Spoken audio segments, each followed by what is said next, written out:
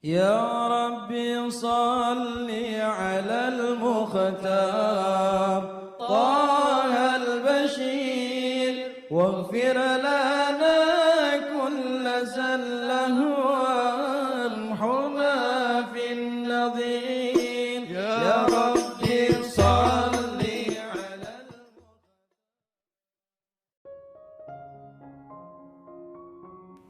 Bismillahirrahmanirrahim. Alhamdulillahirabbil alamin. Allahumma shalli wa sallim ala sayyidina Muhammadin wa ala ali sayyidina Muhammadin miftahi babi rahmatillah adada ma fi ilmillah salatan wa salaman daimaini bidawami mulkillah.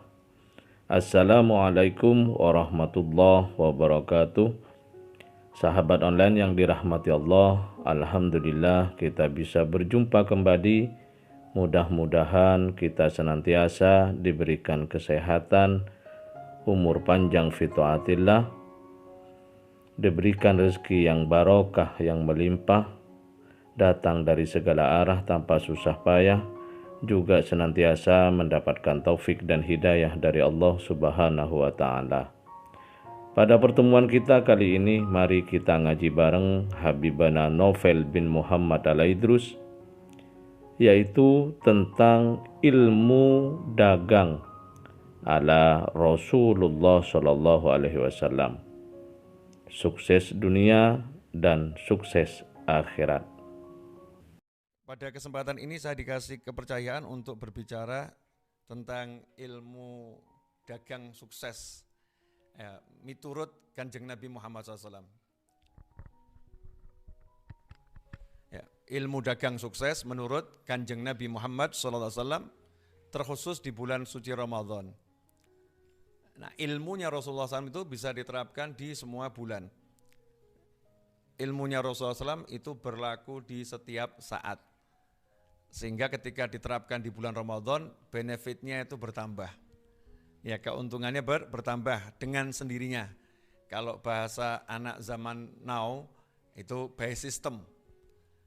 Ya, Allah Ta'ala punya sistem yang sangat menarik. Begitu masuk bulan suci Ramadan itu kurs amal berubah. Ya, kurs amal itu berubah. Kursnya sunnah jadi wajib pahalanya itu. Kursnya wajib berubah jadi 70 kali lipat seperti kewajiban di bulan yang lain. Maka otomatis semua nilai ilmu dagang Nabi Muhammad SAW yang kita terapkan di bulan suci Ramadan itu akan menambah nilai kita berlipat-lipat dalam kesuksesan dunia maupun akhirat. Nah, satu hal yang saya teladani dari guru-guru saya, jadi saya ini kebetulan ketemu guru-guru yang semuanya itu tak pernah letih berusaha, tak pernah lelah menekuni asbab, ya, upaya untuk mencari, ya, upaya untuk mendapatkan penghasilan sesuai syariat. Jadi sarana-sarana untuk mendapatkan penghasilan sesuai syariat yang kita biasa sebut dengan bekerja, kebetulan saya ketemu guru-guru yang seperti itu. Almarhum kakek saya itu wafat usia 93 tahun, rahimahullah.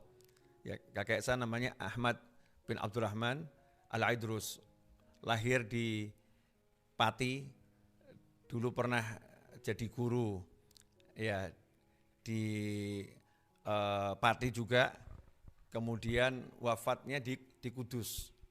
Ya, wafat di Kudus. Kakek saya pernah ngajar di pondoknya Mbah Dullah Salam rahimahullah Kajen, dan juga di tempatnya Yai Muhammadun Runting ngajar di sana. Bahkan ayah saya lahir di pondoknya Yai Muhammadun Runting, Yai Muhammadun.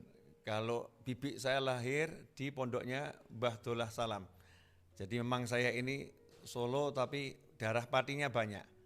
Makanya kalau nyambung sama Rembang, ya, sama Gus Yasin itu hal yang wajar-wajar saja, nyambung sama santri Gayeng, ya. Kakek saya wafat usia 93 tahun. Di akhir usia itu, kakek saya itu pernah menjelaskan ke saya, karena salah satu kitab favorit kakek saya adalah Al-Hikam Ibn Athaillah. Nah, beliau sudah mengajar ya, bukan belajar, mengajar kitab Al-Hikam itu sejak umur 10 tahun. Ya, umur 10 tahun sudah mengajar kitab Al-Hikam, sering juga menggantikan ayahnya, itu Mbah Buyut saya, Abi Abdurrahman Al-Idrus di Pati kalau ngajar Al-Hikam. Beliau mengatakan begini, tajrid, kalau bahasa kita kan sudah tidak menempuh asbab, itu namanya tajrid. Nah, tajrid itu untuk orang seperti saya, umur 93 tahun, sudah enggak punya pekerjaan, ya, enggak ada yang bisa secara sarana duniawi diolah. Nah, itu seperti saya boleh tajrid. Tinggal duduk, pasrah sama Allah Ta'ala, itu tajrid. Tapi kalau anak muda, ya anak muda, kemudian walaupun sudah tidak muda, tapi ada sarana penghidupan dunia, fisiknya masih mampu bergerak, maka belum sampai makom tajrid. Nah, itu disampaikan kakek saya ketika memang betul-betul sudah tidak bisa keluar dari rumah. Ya, tidak bisa keluar dari rumah. Itu beliau baru mengatakan saya di makom tajrid sekarang ini. Nah, sementara seringkali kita ini generasi muda pegang tasbih sedikit merasa saya di makom tajrid. Ya, atau kita duduk menghafal Al-Quran, kemudian kita bilang saya di makom tajrid. Saya nggak perlu lagi berbisnis, nggak perlu bekerja. Padahal kalau kita lihat para kiai itu di pondok pesantrennya ya pasti itu ada tokonya. Ya ada tuh tokonya yang jual keperluan untuk santri atau untuk wali santri kalau berkunjung. Yang ada bisnisnya, modelnya apapun, ada pekerjaannya. Sementara kadang kita nih santri-santri kita baru pegang tasbih kalau bahasa saya gitu. Sedikit duduk zikir, ya belum banyak pula zikirnya, udah merasa di makom tajrid. Nah, ini adalah satu kesalahan yang sering dialami oleh salik yang tidak berguru. Orang yang berjalan kepada Allah Ta'ala tapi tidak punya guru yang membimbing, guru yang benar yang membimbing. Kalau kita lihat baginda Muhammad SAW, Rasulullah SAW itu sejak usia dini, ya usia tamyiz, bahkan kalau usianya ya, kalau Rasul dari lahir sudah di atasnya baligh, dari lahir Nabi SAW sudah sempurna. Ya udah sempurna. Tapi kalau untuk kita mengukur usia, jadi ukuran usia tamyiz, baligh itu orang-orang seperti kita. Tapi kalau untuk baginda Muhammad SAW, dari sejak di alam arwah, di alam kandungan sampai lahir, beliau udah pada kesempurnaan segala bagian dari diri beliau SAW. Bagaimana fisiknya, bagaimana ruhnya, bagaimana akalnya, semuanya sempurna. Tapi usia 4 sampai 6 tahun, di situ Nabi Muhammad SAW sudah dididik untuk menjadi seorang lelaki yang bisa hidup mandiri, ya tidak bergantung pada siapapun. Makanya orang-orang Arab Mekah, ya orang-orang Arab Mekah dahulu biasa kalau punya anak, anaknya itu dititipkan di desa-desa kepada ibu-ibu susu ya untuk mendapatkan ASI dari desa. Alasannya apa? Di antara alasannya adalah yang pertama agar mendapatkan minuman ASI yang betul-betul dari manusia-manusia yang makanannya asli, yang sehat.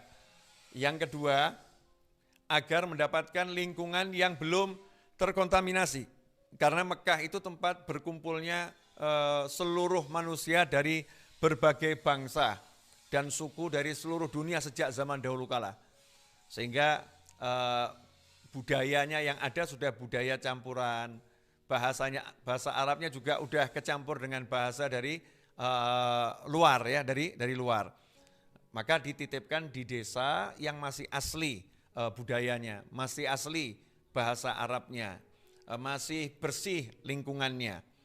Sehingga disitulah Nabi SAW banyak mendapatkan pelajaran tentang cara hidup. Ya, tentang cara hidup meskipun adabani rabbi fa ahsana ta'dibi. Rasulullah SAW itu dididik langsung oleh Allah Subhanahu wa Ta'ala. Cuma ini jalaran dunianya saja kita lihat Halimatus Sa'diyah radhiyallahu anha beserta keluarganya betul-betul mendidik Nabi Muhammad SAW sampai diajari ilmu mendasar orang Arab kalau bekerja. Ya, ilmu mendasar paling sederhana orang Arab bekerja itu adalah jadi penggembala kambing. Nah, jadi penggembala kambing itu diajarkan kepada Nabi Muhammad SAW sejak kecil. Nah, ini juga yang kadang kita tidak kita lakukan nih. Anak-anak kita ini nggak punya bekal untuk hidup mandiri, nggak punya ilmu bekerja. Karena kita menghilangkan proses ini. Proses Nabi Muhammad SAW sebelum jadi Rasul ya. Sebelum diangkat jadi Rasul, itu ada proses yang dilewati oleh Nabi Muhammad SAW. Seringkali kita mencontoh Nabi SAW itu setelah menjadi Rasul.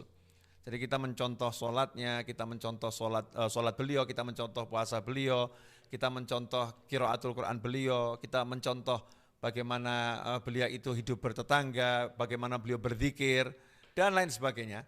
Tapi kita tidak menerapkan timeline, ya timeline bagaimana anak-anak kita bisa mencontohnya.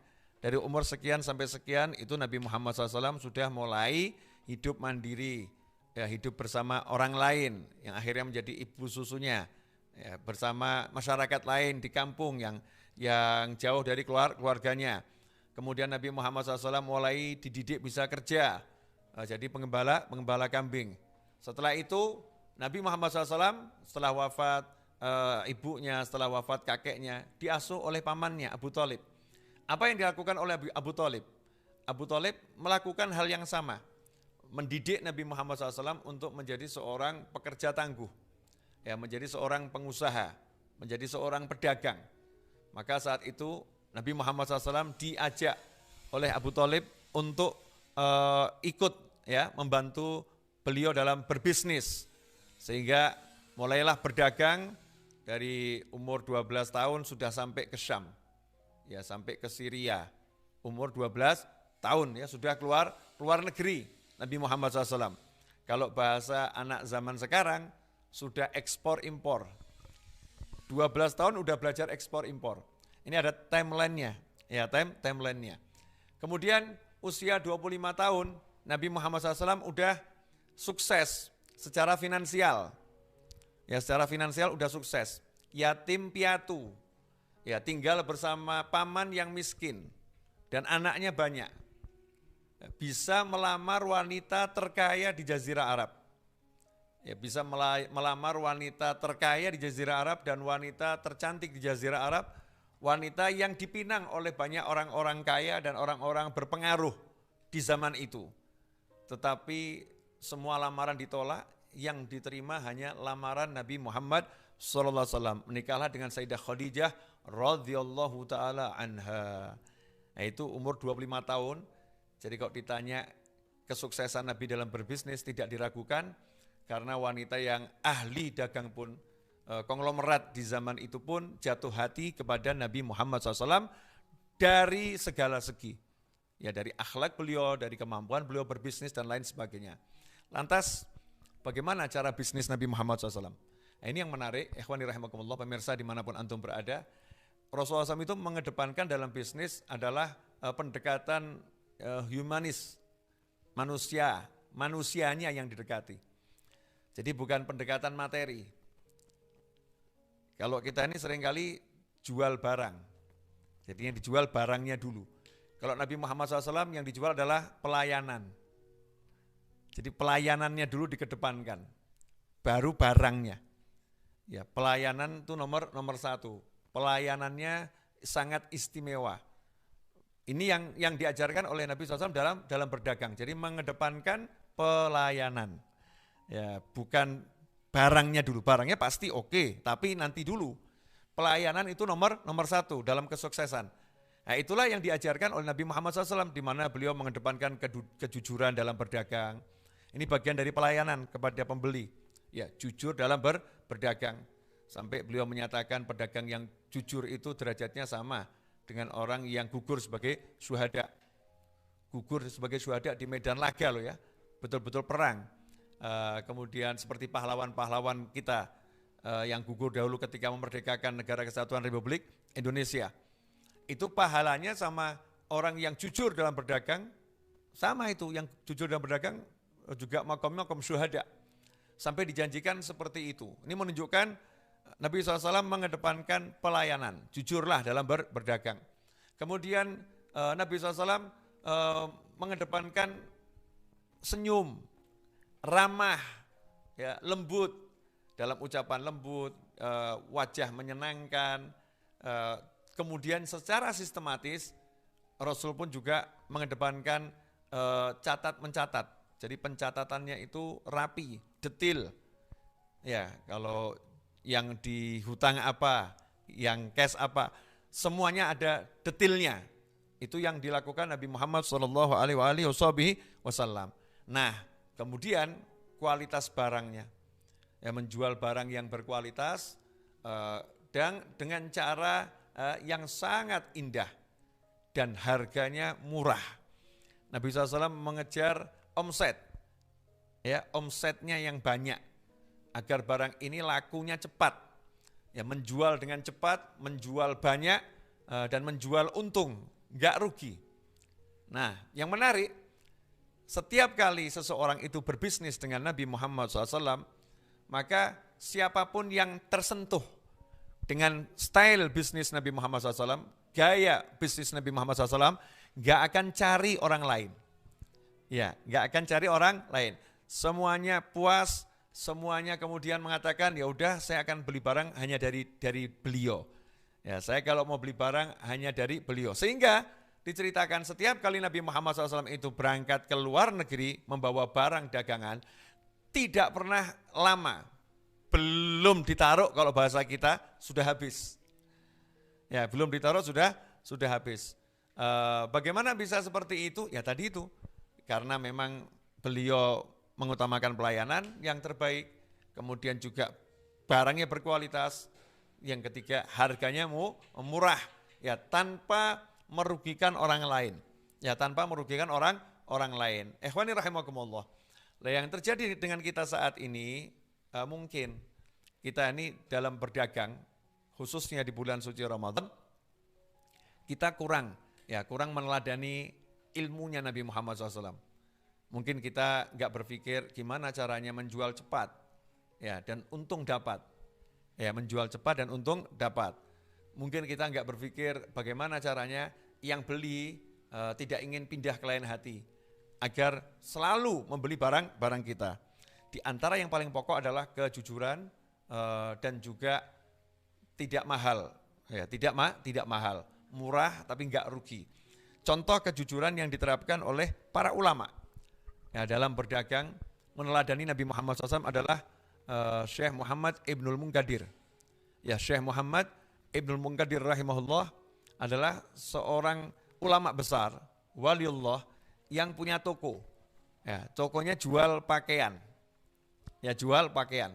Seperti Sayyidina Abu Bakar As-Siddiq radhiyallahu anhu, kita mengetahui Sayyidina Abu Bakar As-Siddiq radhiyallahu anhu terkenal dahulu sebagai pedagang pakaian. Beliau suka bawa memikul sendiri, ya, dagangannya ke pasar. Itu Sayyidina Abu Bakar As-Siddiq radhiyallahu anhu. Kita juga lihat Sayyidina Utsman bin Affan, Sayyidina Umar bin Khattab radhiyallahu anhuma juga adalah seorang pedagang yang ulung. Semuanya seperti itu, ya. Nah, Syekh Muhammad Ibnul Munkadir radhiyallahu anhu punya toko pakaian dan menjual pakaian dua jenis. Pakaian yang high quality sama yang pakaian kualitas biasa. Jadi pakaian ini sangat berkualitas, harganya 10 dirham. Yang ini biasa kualitasnya, diskon 50%. Jadi harganya hanya 5 dirham. Yang satu 5 dirham, yang satu 10 dirham. Suatu hari beliau berpesan kepada yang di tokonya yang jaga, jangan sampai salah harga, ya, yang 10 ya 10, yang 5 ya 5. Beliau pergi meninggalkan tokonya untuk suatu keperluan, untuk sholat, kalau saya nggak salah baca di kitab, beliau untuk sholat. Nah, pulang kembali ke toko, ternyata beliau cek, nah ini ya, lihat bagaimana ulama itu detil mencontoh Nabi Muhammad SAW. Langsung cek apa saja yang terjadi ketika tadi ditinggal pergi di tokonya itu, yang laku apa? Ada pembeli enggak? Maka dijawab sama pembantunya, ada tadi yang beli. Apa yang dibeli? Ya detail ya, yang dibeli apa? Yang dibeli ini, itu stoknya dicek. Oh, yang dibeli pakaian yang ini, yang harganya 10 harganya 5 dirham. Kualitas biasa. Maka heran ini Syekh Ibnul Munkadir radhiyallahu anhu. Ini yang dijual tertulis pakaian harga yang 5 dirham. Kenapa uangnya masuk 10 dirham? Harganya kualitas biasa, tapi kok bayarnya pakai kualitas yang luar biasa ini. Kata pelayannya, tadi saya tawarkan yang 5 dirham dengan harga 10 dirham, dia mau. Ya, dia mau bayar mahal itu mau. Saya pengen toko ini agar lebih untung. Nah, karena yang 5 dirham bisa dijual dengan harga 10 dirham. Kalau kita akan bilang sama karyawan kita, oh Masya Allah, ini karyawan teladan, betul nih jaga toko ya seperti ini, improvisasi. Tapi apa yang dilakukan oleh Syekh Ibnul Munkadir radhiyallahu anhu, marah sejadi-jadinya. Siapa yang beli tadi ini? Ya, yang beli ini tadi siapa? Orang desa tidak kenal. Di mana orangnya? Tadi perginya ke sana. Akhirnya beliau keluar meninggalkan tokonya, keliling satu kota, cari orang tersebut. Dicari sampai akhirnya ketemu. Radhiyallahu anhu. Setelah ketemu, maka beliau nanya sama orang tadi, kamu tadi beli di toko pakaian ya? Iya. Itu mohon maaf, saya pemilik tokonya. Ada apa? Salah harga. Salah harga bagaimana? Kamu beli pakaian itu kemahalan. Itu harganya cuma 5 dirham, bukan 10 dirham. Masya Allah. Ya, dapat untung lebih, mau dikembalikan nih. Katanya yang beli, enggak kok enggak kemahalan, buat saya 10 dirham ini murah kok. Dan ini barangnya bagus, kata yang beli. Ini yang beli juga orang aneh juga ya. Kalau kita ya, oh alhamdulillah, makasih. Itu kalau kita. Katanya yang beli, enggak kemahalan, saya mau beli 10 dirham. Katanya Ibnu Munkadir radhiyallahu anhu, enggak bisa. Itu harganya 5 dirham, bukan 10 dirham. Jadi dua orang ini, yang satu ngotot, ya rela beli 10 dirham, yang satu ngotot tidak rela dibeli 10 dirham. Maunya dibeli 5 dirham yang lebih murah. Nah akhirnya Syekh Ibnu Munkadir ngomong, kamu cuman punya pilihan ini. Yang pertama, saya ganti bajumu tadi dengan pakaian yang harganya 10 dirham, sesuai harga. Kualitasnya lebih bagus, kainnya lebih bagus.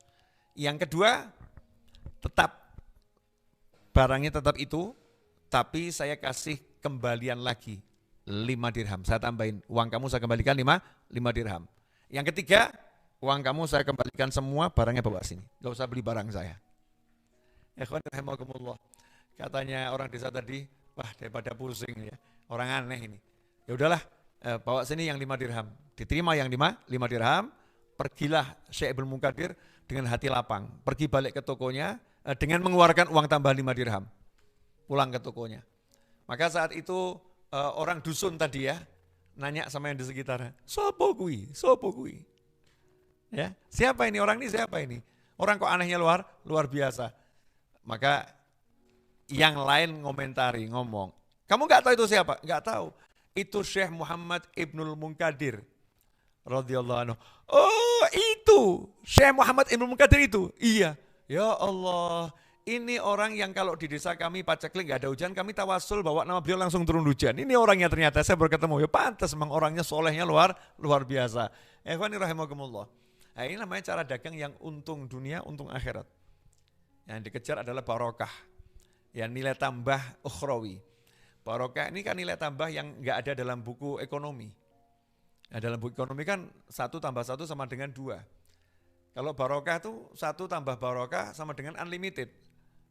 Ya enggak ada apa namanya? Tolok ukurnya. Keuntungan yang tidak bisa diprediksi. Barokah itu akan menyebabkan Allah kasih rezeki min haitsu la yahtasib. Ya min haitsu la yahtasib.